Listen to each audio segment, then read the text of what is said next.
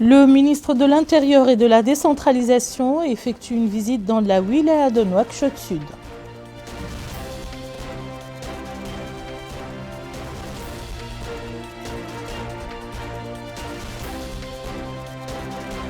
Lors de la 37e session de l'Assemblée générale de l'Organisation arabe pour le développement agricole, les ministres arabes de l'agriculture publient la déclaration de Nouakchott sur la sécurité alimentaire arabe durable. Le ministre du Commerce, de l'Industrie, de l'Artisanat et du Tourisme tient une réunion avec des fédérations de l'Union nationale du patronat, Mauritania.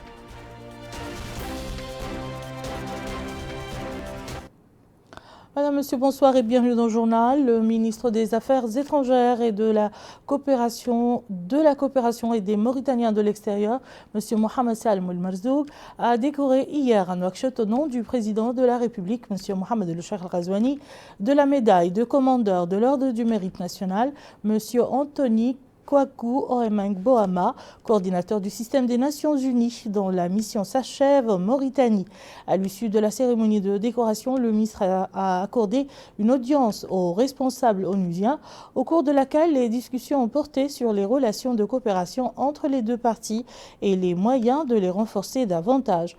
Au cours de l'entretien, le ministre a hautement apprécié les efforts déployés par le responsable onusien au service de notre pays tout au long de son mandat et lui a souhaité plein succès dans ses futures missions. De son côté, le diplomate onusien a remercié le gouvernement mauritanien pour l'intérêt dont son équipe et lui-même ont bénéficié durant leur mandat. Le ministre de l'Intérieur et de la Décentralisation, M. Mohamed Ahmed Ould Mohamed, a effectué aujourd'hui une visite de travail et d'information dans un certain nombre de services publics situés dans la wilaya de Nouakchott Sud. Plus de détails avec Bokar Baylabah. Le discours prononcé le 24 mars par le président de la République, M. Mohamed El Cheikh Al Ghazouani, a donné un diagnostic explicite, véritable et efficace de la performance de l'administration et d'orientation claire pour répondre aux attentes des citoyens et rechercher les solutions idoines et rapides à leurs problèmes. Telle est la substance de la visite du ministre de l'Intérieur et de la Décentralisation, Mohamed Ahmed Mohamed Lemine, dans les services publics situés dans la wilaya de Nouakchott Sud. Sur place, il a été édifié sur le fonctionnement de ces différents services. Le ministre de l'Intérieur et de la Décentralisation a également visité les locaux de la Moukata d'Elmina. Là aussi, il a été édifié sur le fonctionnement des services et la marche à suivre pour rapprocher l'administration des citoyens. À la Moukata de Riyad, le ministre a prêté une oreille attentive aux avis, remarques et suggestions des employés. Il s'est engagé à ce que les problèmes soulevés qui peuvent être résolus au niveau du département le seront dans les meilleurs délais et que les autres seront soumis aux institutions concernées.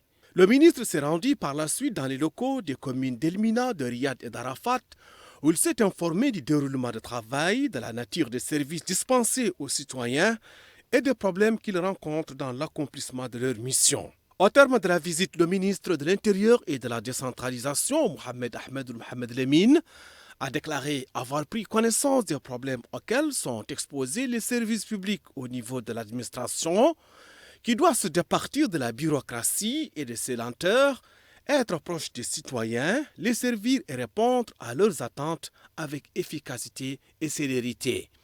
Il a souligné l'obligation pour tout fonctionnaire de travailler avec sérieux et s'investir pleinement dans le traitement des questions en rapport avec les citoyens. Il a également déclaré avoir exhorté les responsables des structures visitées à rapprocher le service public du citoyen en application des orientations du président de la République, M. Mohamed El Cheikh Al Ghazouani. En somme, cette visite s'inscrit dans le cadre d'un programme de visite de terrain qui inclura toutes les wilayas pour que le contenu du discours du président de la République soit traduit dans les faits par les administrations relevant du ministère de l'Intérieur et de la Décentralisation.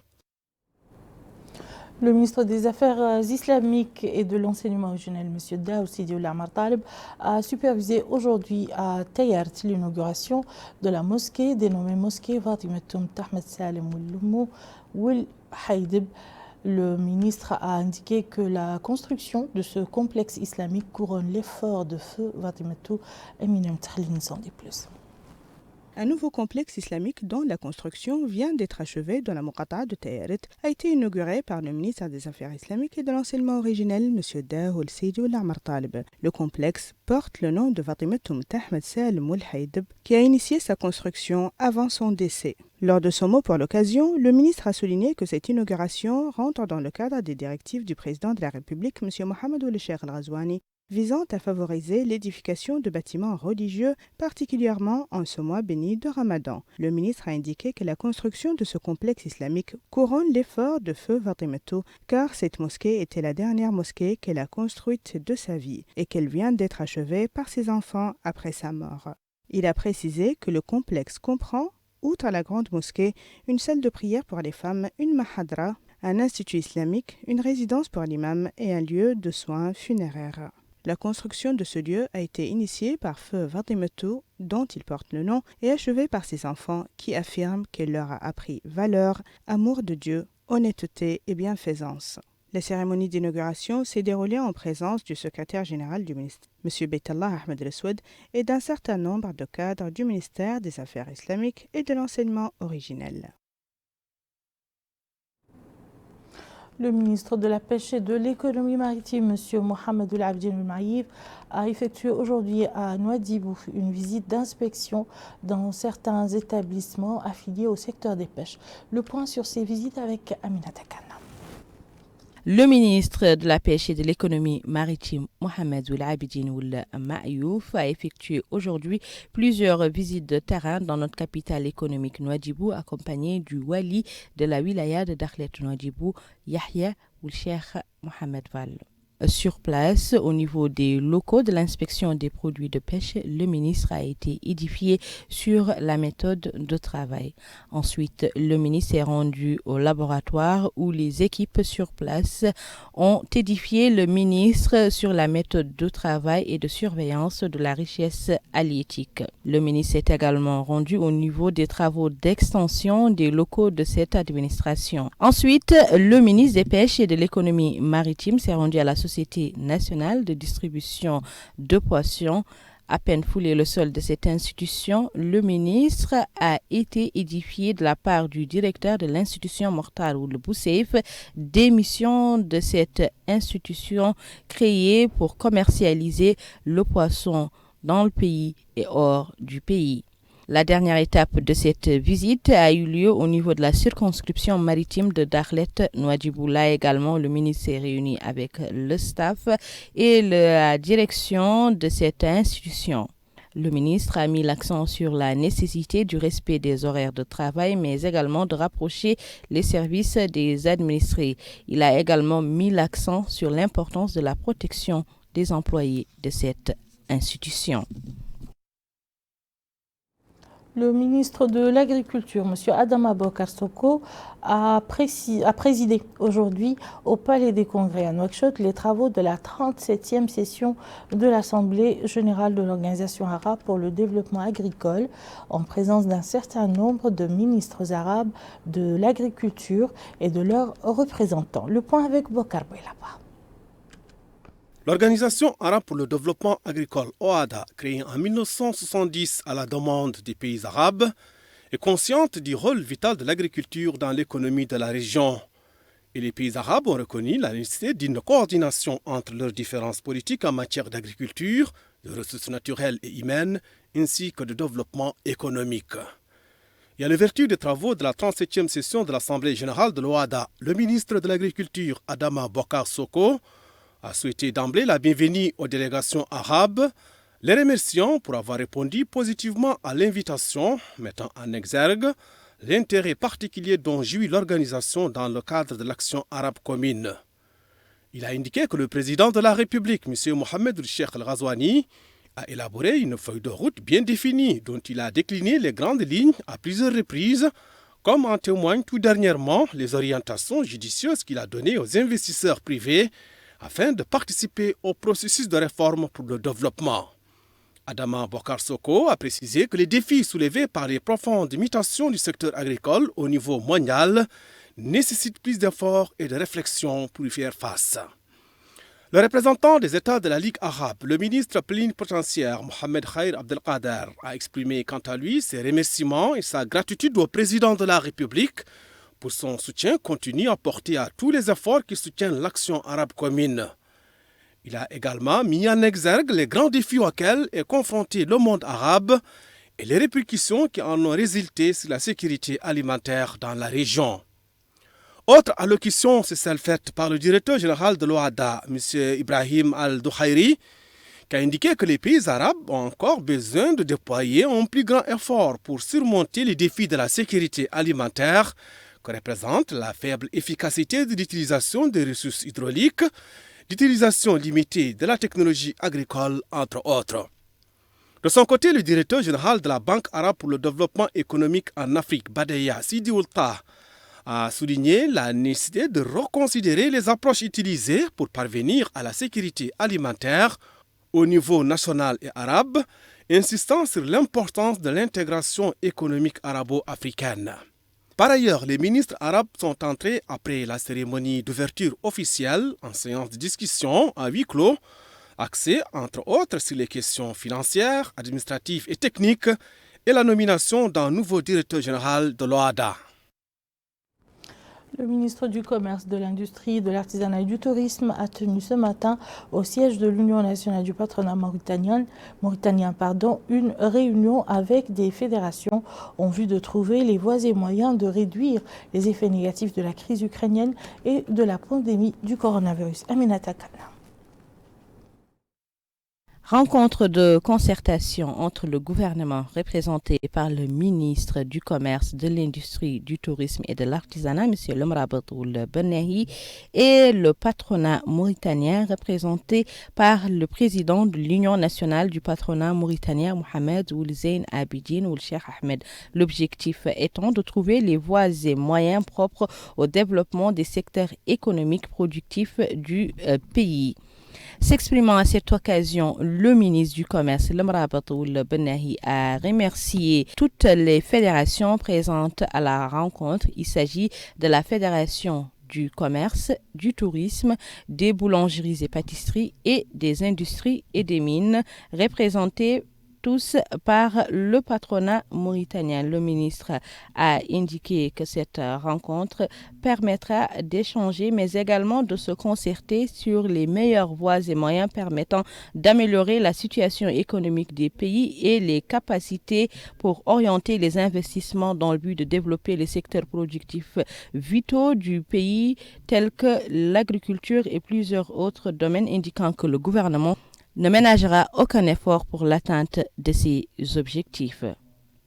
Lui succédant, le président de l'Union nationale du patronat mauritanien, Mohamed Ould Zeyn Abidine Ould Cheikh Ahmed, a abondé dans le même sens, indiquant que lors de la rencontre du patronat avec le président de la République, le président a donné des garanties et que le patronat œuvrera pour la mise en œuvre de ces garantie, mais également accompagnera le gouvernement dans tous ses efforts visant à développer le pays.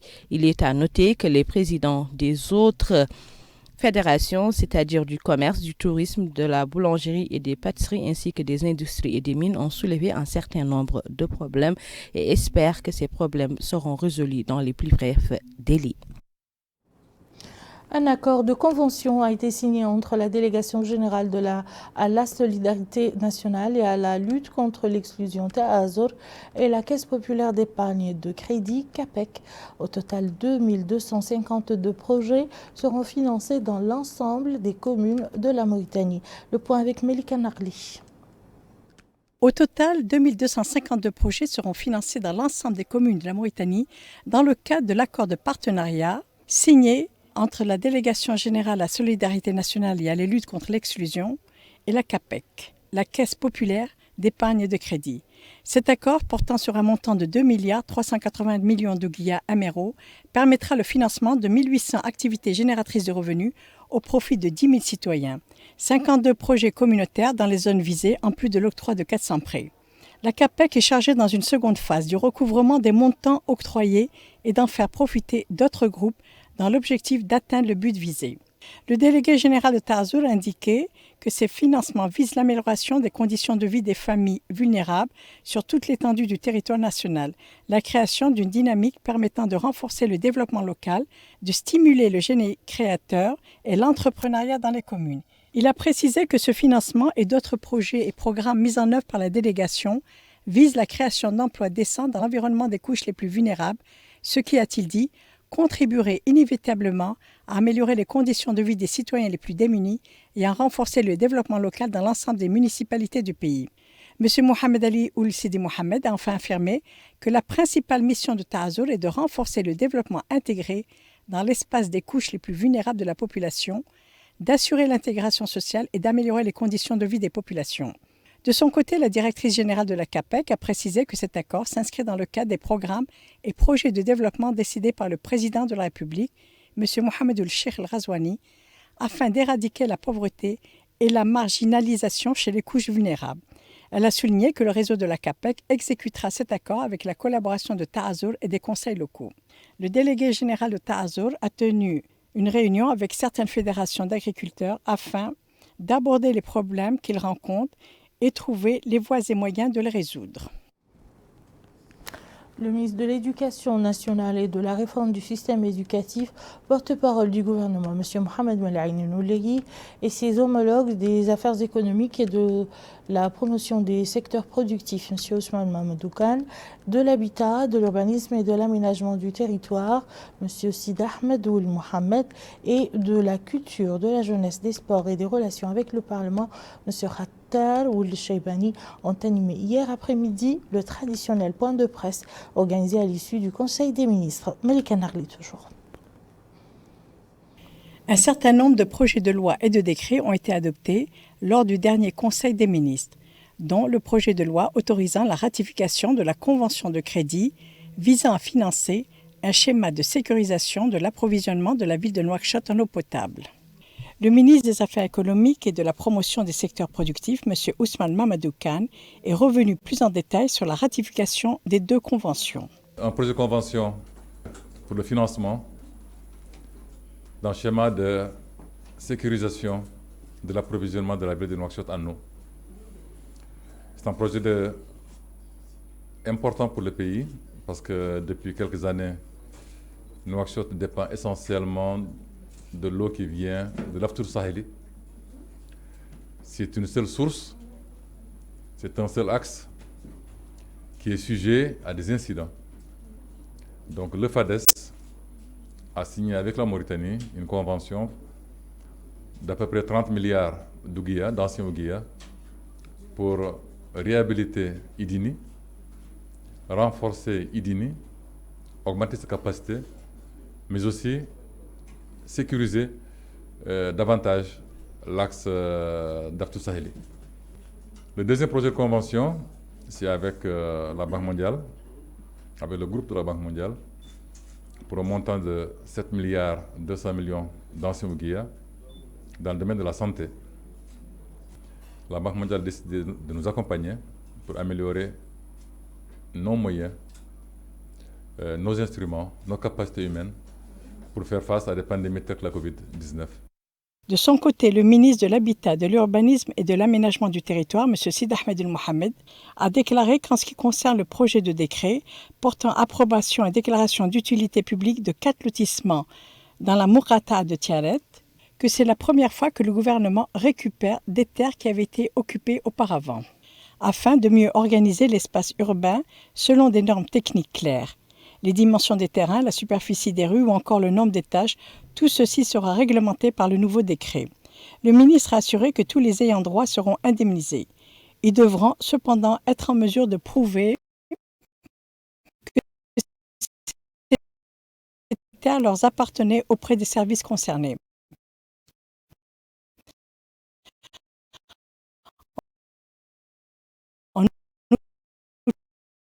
Le ministre a estimé que l'adoption de ce texte va assurément contribuer à mettre fin au phénomène des bidonvilles et doter l'État d'une réserve foncière suffisante au regard de ses besoins en constante augmentation.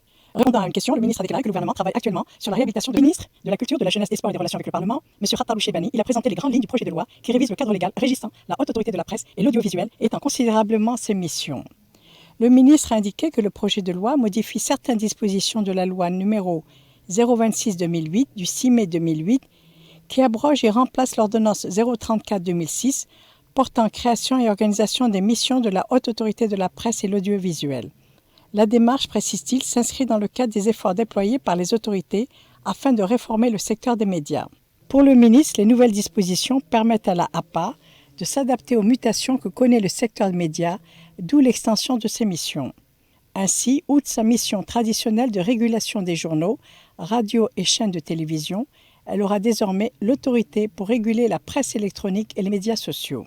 Le ministre a déclaré que la APA aura également un rôle plus important dans l'élaboration et la mise en œuvre de programmes liés à la professionnalisation de l'espace médiatique. Le ministre a souligné l'augmentation récente de l'enveloppe financière destinée au fonds d'appui à la presse privée ou encore la création à venir de la Maison de la Presse, entre autres. En outre, le ministre de la Culture a répondu à une question relative à la régularisation du statut des collaborateurs des médias publics en vue de leur recrutement. Un processus, dit-il, est en cours, assurant qu'une solution sera trouvée bientôt. Pour ce qui est du Haut Conseil de la jeunesse, le ministre a déclaré que son cadre légal sera révisé, ainsi que son mode de fonctionnement, afin de donner à la jeunesse, qui constitue 70% de la population, la place qui lui sied dans la construction de la nation et son développement. De son côté, le ministre de l'Éducation nationale et de la réforme du système éducatif, porte-parole du gouvernement, M. Mohamed Melainin Ouleyi, a déclaré que l'État a déboursé plus de 280 milliards d'ouguiya afin de venir en aide aux populations vulnérables. Répondant à une question au cours de la conférence de presse hebdomadaire du gouvernement, le ministre a déclaré que sur les 280 milliards évoqués, 7 milliards ont été consacrés au cash transfert, plus de 3 milliards alloués aux dépenses de l'eau et de l'électricité, environ 6 milliards ont permis de supporter les exonérations fiscales et 31 milliards pour faire face à la pandémie de la Covid-19. À cela s'ajoutent plus de 37 milliards d'ouguiya pour soulager les populations de l'impact de la hausse des prix sur le marché international.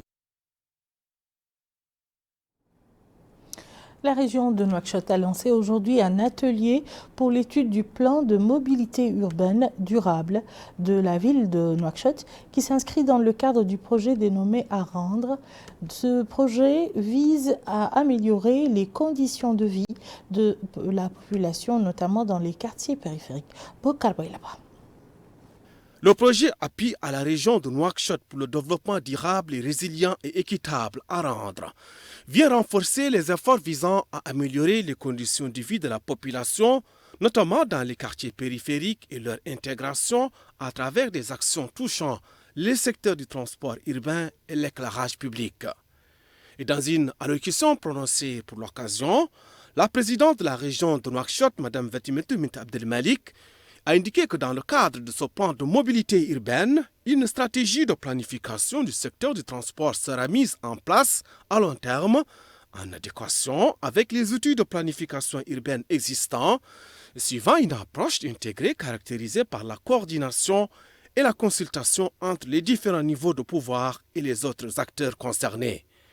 Elle a remercié les acteurs du transport et les partenaires techniques, notamment l'Union européenne, pour leur implication et leur appui, tout en réaffirmant sur l'engagement de la région de Nouakchott à soutenir toutes les actions visant à asseoir un développement participatif de la région.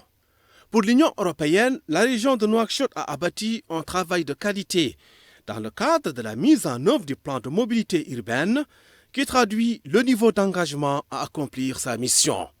Pour l'Union européenne, évidemment, c'est très important d'avoir des partenaires qui sont, on va dire, de qualité et motivés dans la gestion des différents projets. Et je veux quand même saluer ici le fait que l'équipe de la région de Nouakchott a toujours répondu avec des propositions de qualité aux appels à propositions. Et ça dénote déjà un certain sentiment de responsabilité et un certain niveau de qualité dans l'action. Le projet appuie à la région de Nouakchott pour le développement durable et résilient et équitable Arendre.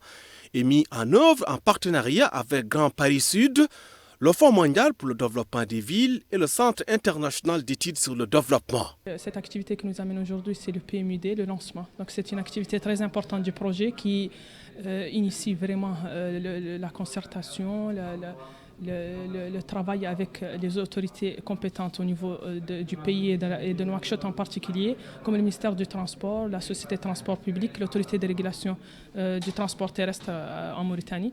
Donc c'est une activité importante qui va vraiment nous aider à planifier le transport urbain au niveau de notre ville, qui est une ville qui subit les effets du changement climatique, qui s'agrandit aussi considérablement chaque année. Et c'est un plan qui va être très important pour organiser le transport public privé au niveau de la région de Nouakchott. Pour rappel, le projet à rendre est cofinancé en appui de l'Union européenne à plus de 3 millions d'euros. Aujourd'hui, une délégation du système des Nations Unies a visité des projets de développement dans la commune de Dar Naim. Eminem Takhlil nous en dit plus. C'est dans le cadre du partenariat au développement existant entre la commune de Dar Naim et ses partenaires que s'inscrit la visite effectuée par une délégation comprenant des représentants de l'Union européenne, du PNUD et de l'UNICEF à certains projets de développement de la commune de Dar Naim. La visite a compris le centre d'activité des filles, le centre Salek pour la prestation des services de santé reproductive, en plus d'une coopérative agricole et un centre de traitement des déchets. Lors de ces étapes, la délégation en visite a reçu des explications sur le déroulement du travail dans ces organisations et l'état d'avancement des objectifs visés. Lors de son mot pour l'occasion, le maire de la commune de Dar Naim, Mama a affirmé que ce genre de visite construit et renforce la confiance entre le conseil communal et les partenaires au développement dans une optique visant la pérennisation de la coopération existante. Le maire a indiqué que l'organisation des tables rondes avec les partenaires de la commune est le résultat de cette confiance consolidée à travers la coordination continue permettant la concertation avec les différents acteurs dans une approche participative et inclusive. Pour sa part, le représentant résident de l'UNICEF en Mauritanie, Marc Lessieux, a loué l'action sérieuse et l'engagement du conseil communal de Dar Naim. Nous sommes tous dans un partenariat stratégique avec un maire engagé, et engagé dans sa relation de responsabilité face à ses citoyens, et qu'il nous revient de travailler ensemble avec la commune pour faire encore mieux, encore plus pour la population de Dar Naim.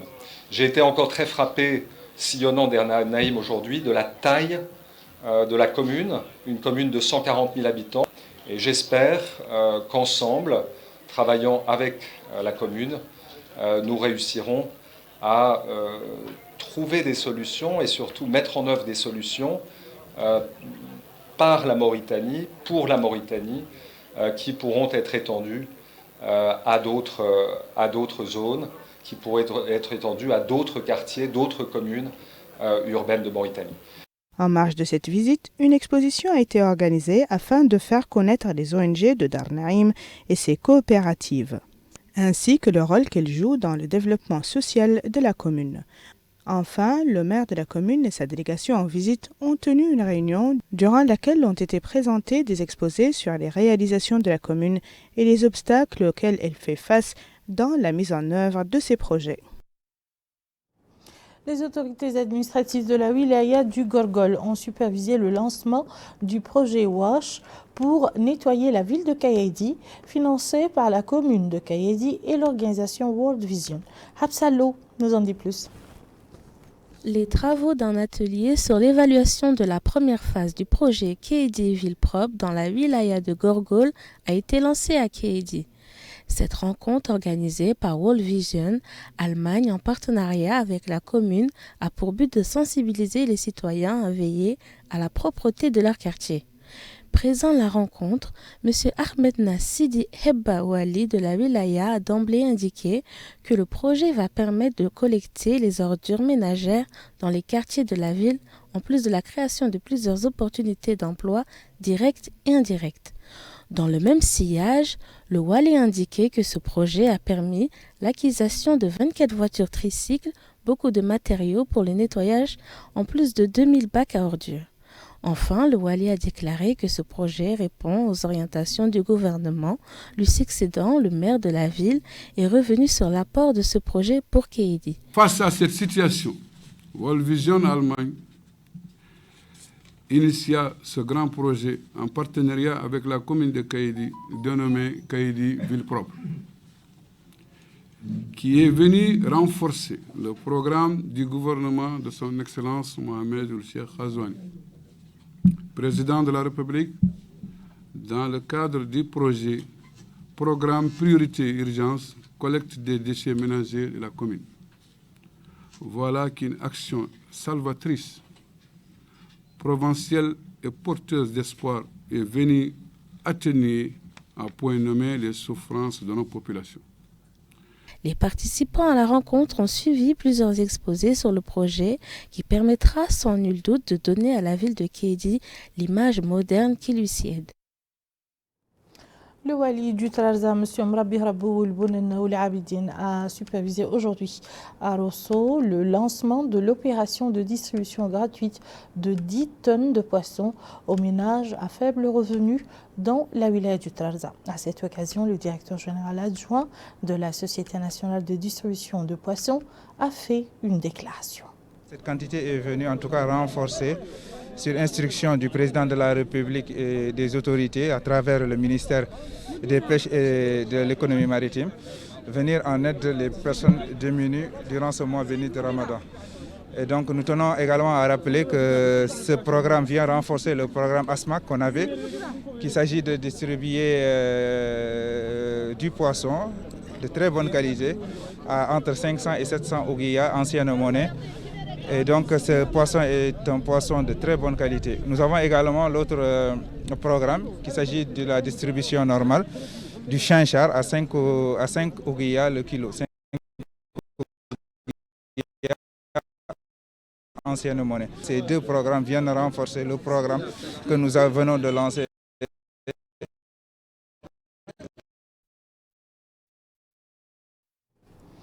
Et voilà qui met fin à ce journal. Tout de suite, le rappel des titres. Le ministre de l'Intérieur et de la Décentralisation effectue une visite dans la wilaya de Nouakchott Sud. Lors de la 37e session de l'Assemblée générale de l'Organisation arabe pour le développement agricole, les ministres arabes de l'agriculture publient la déclaration de Nouakchott sur la sécurité alimentaire arabe durable. Le ministre du Commerce, de l'Industrie, de l'Artisanat et du Tourisme tient une réunion avec les fédérations de l'Union nationale du patronat mauritanien. Merci, madame, monsieur, de nous avoir suivis. À très bientôt, Inch'Allah.